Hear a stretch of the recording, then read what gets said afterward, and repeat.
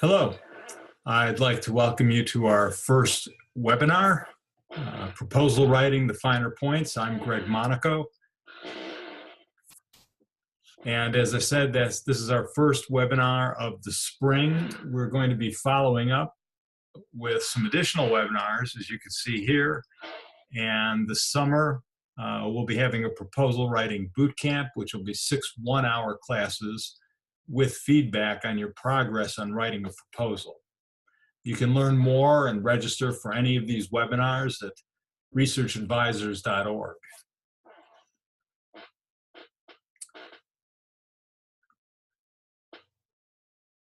So let's get started. No, this is not all about how to write a grant proposal. As I mentioned earlier, we covered that over a series of weeks and work with you to develop a grant proposal. This is really to help you fine-tune your proposal writing skills by paying attention to some of those areas that we don't necessarily give a lot of thought to. That starts with really organizing how to start out in writing the grant proposal.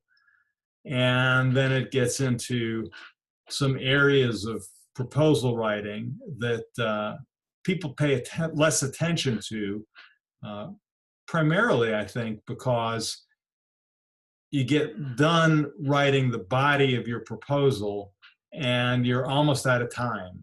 And you don't know how to address some of the other areas, like how to measure the success of your project, how to disseminate the results of your project, and a couple of other areas. And there isn't enough time to finish those. So what I'd like to do is try to help you along so that you can give some thought to that as you're writing your entire proposal.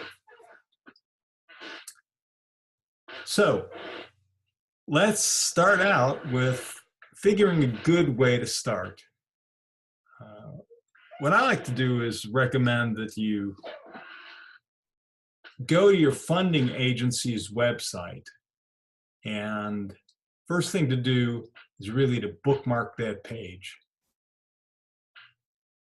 Find where all the instructions are located for how to prepare a proposal to this funding agency. And usually you'll find that there's some general instructions, and that's what we have here. This is from NIH, but there's similar documents with NSF and other agencies. And download that. Make sure it's the latest version. As you see here, this has a release date on it and a revision date, and most of these documents are similarly updated. And if you want to really get a start, a head start, jump to the section that says summary of changes from the last time the document was issued.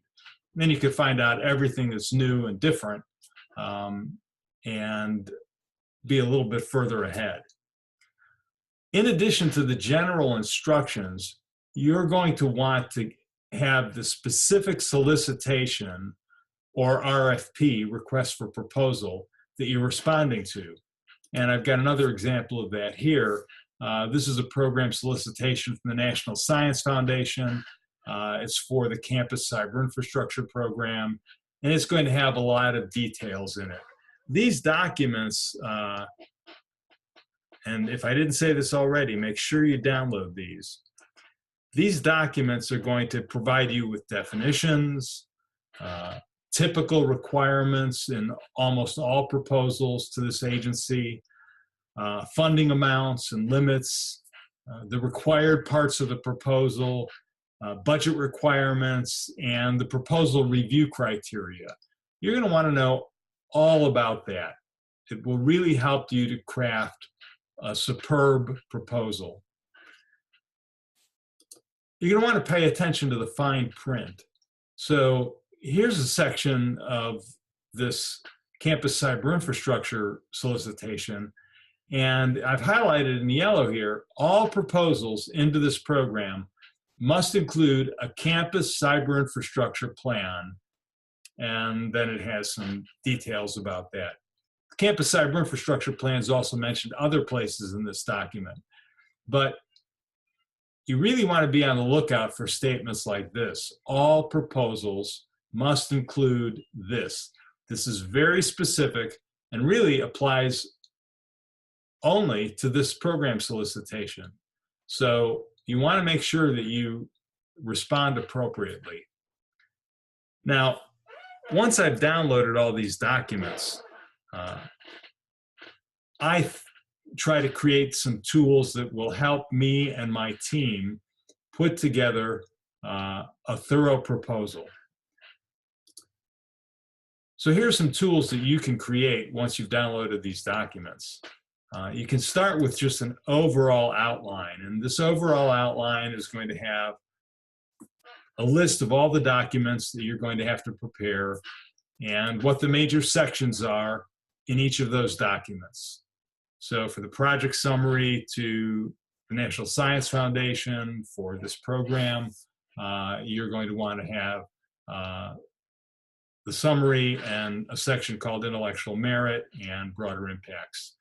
Similarly, in the project description, then you're going to want to have a references section and so forth. But I've taken some time here to outline, enumerate the documents and outline what would likely be contained in the major documents.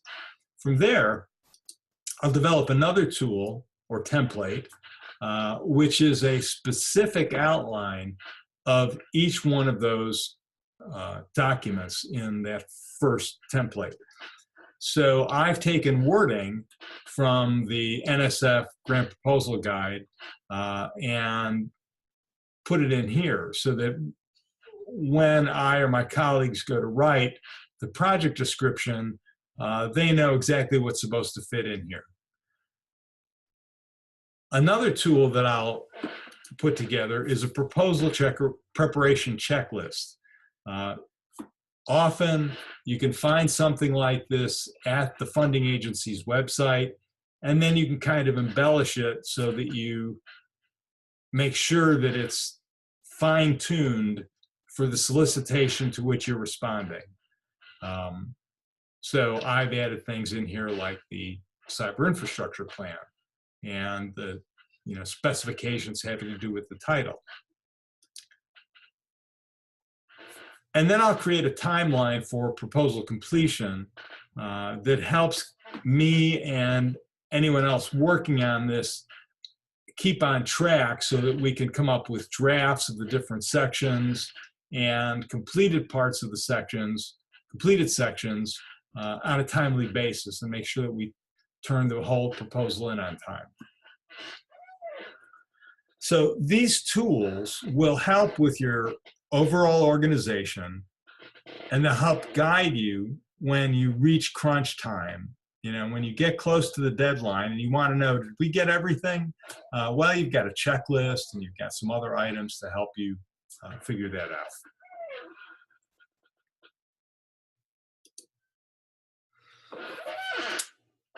So there are some areas in proposal development that are more neglected. I think that they're sometimes neglected because they come last in the development process, because we're experts in our field and we know what the problems are and we know how to resolve those problems, but maybe not so much on how to measure the impact of our proposal or how to disseminate the results, or how to make the budget fit in with the other parts of the proposal. So those are some areas that we don't often give a lot of attention to, but I'd like to help you out with here.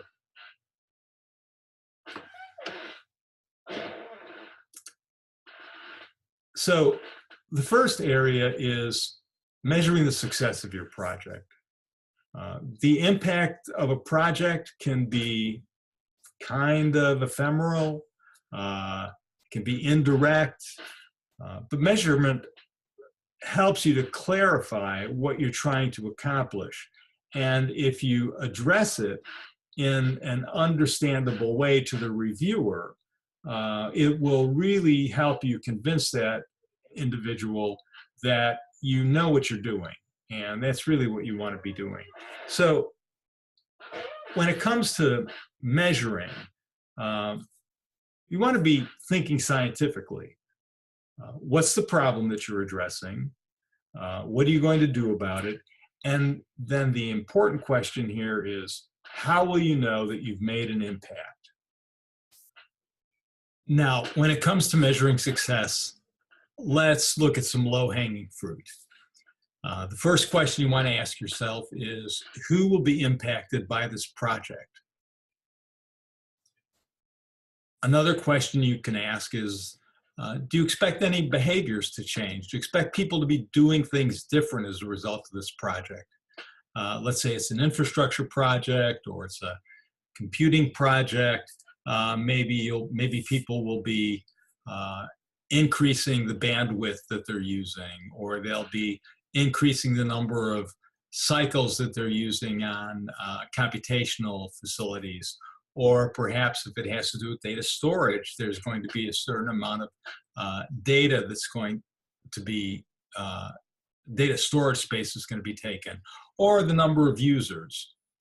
Another question is, will people's opinions change? Will they find that things are getting easier or faster? Will there be publications that come out of this project? Will people who will be using your equipment, for example, if that's the kind of project you have, will they be publishing, and can you get a count of those publications? Are you going to be holding meetings in any way in association with this project? If so, you can count the number of people who attend those meetings, and that's always an easy measure. Now, if you're going to be looking at opinion change or opinions, you're going to be measuring attitudes, and this is typically done via questionnaire or via survey. You might want to consider finding somebody on your campus who is pretty good at survey construction, because the way you ask these questions can make it easier to count or analyze your data. We could devote a whole webinar or series of webinars to survey development, and that may be something that we do in the future if there's any interest.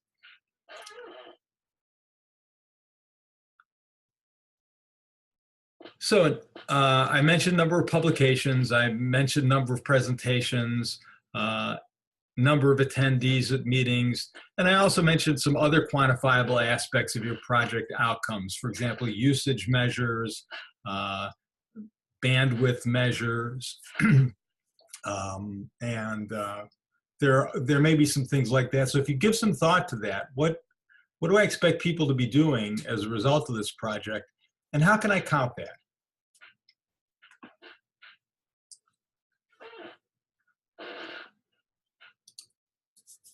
Okay, so let's move on to project dissemination, which is also another area that's often overlooked. Your first reaction to project dissemination may be something like this. Does it mean I have to give speeches or I have to write papers? Well, dissemination is getting the word out about your project. And the reason that, that funding agencies like it is because dissemination, when you do it, helps to extend the impact of your project.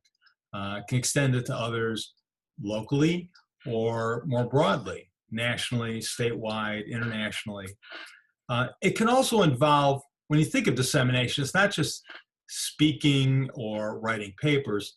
It can also involve social media. It can involve things like Twitter, Facebook, ResearchGate, which is a platform that many universities make available to faculty and staff. Or it could even be something like LinkedIn. So you might think of dissemination beyond speaking and writing, but also into social media. So some questions you can ask yourself, who might be interested in the outcome of your project? Are you going to want to get the word out across campus? Are there research groups that you could be talking to? Are there colloquia you could be giving? Are there other sorts of forums that you can reach people on campus? What about scientific and professional groups? Are there places like that where you could give a presentation? Other logical groups, for example, if you're a small college, are there other small colleges in the region that you might go and talk to? Consortia, statewide groups, and national groups. So how can you get the word out about your project through whatever channels are available to you, and also through social media? Now, perhaps you're not you don't have an easy time giving presentations or writing. Maybe you want to involve others in your project and divide up the task. Who's going to be giving presentations? Who's going to be writing about this for general consumption? Newspapers are also a good way to let out the word about a project. So those are some things to think about with respect to project dissemination.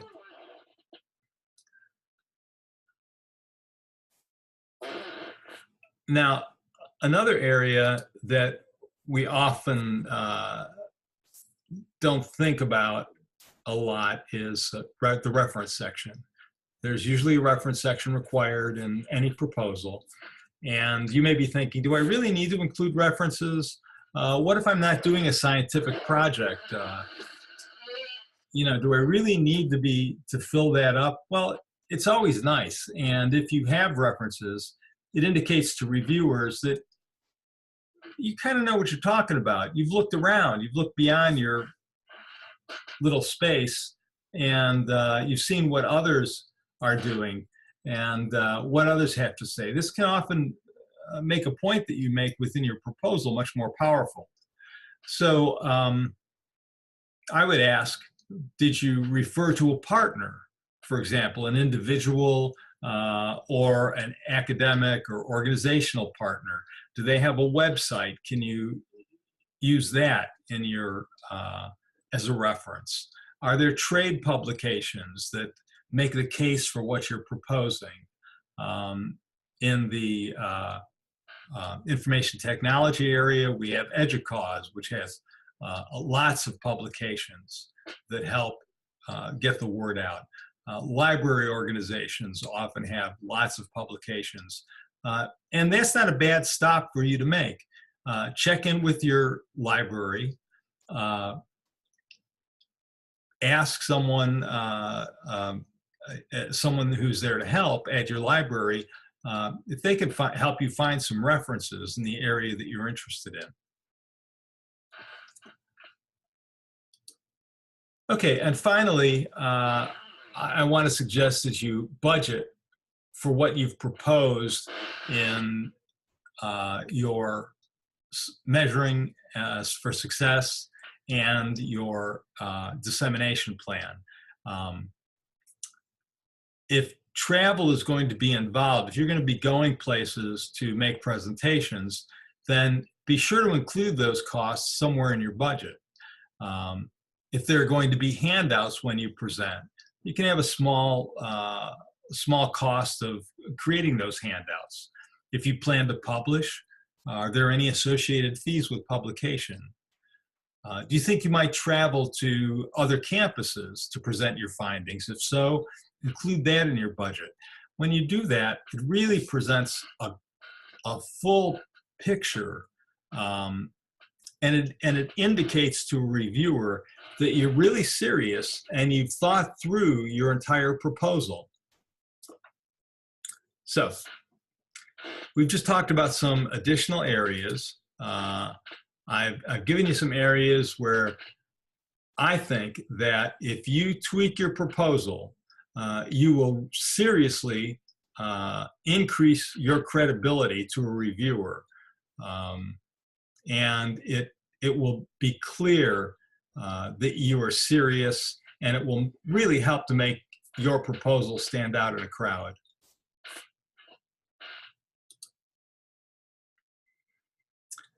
So I'm not going to be taking questions right now, but I do want to remind you that we've got other webinars coming up.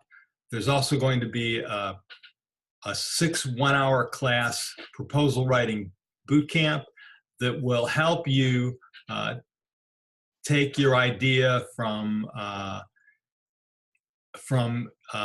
the development stage all the way to a full proposal over those 6 sessions.